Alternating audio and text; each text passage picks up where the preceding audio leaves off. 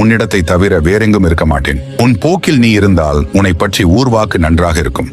ஒன்றை ஒரு நிமிடம் யோசித்துப் பார். இங்கு ஒவ்வொன்றும் உன்னை பார்க்காமல் போகாது, ஏற்காமலும் விடாது. உன் முன் யார் நின்றாலும் பயம் வேண்டாம். அவரிடம் உன் பின்னால் நான் இருப்பதை மட்டும் சொல்.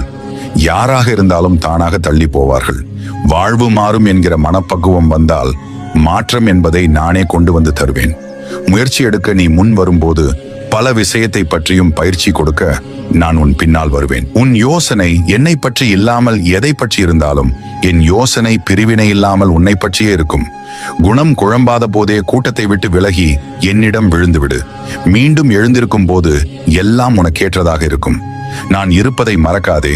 பிறகு ஏன் இருக்கிறோம் என்ற எண்ணம் வரும்போது வருந்தாதே. வாழ்க்கை உனக்கேற்றதை உன் அருகிலும் விட்டு வைக்காது. அப்பா, எனக்கென எதுவும் வேண்டாம், உனக்கென மட்டும் நான் இருக்க வேண்டும்.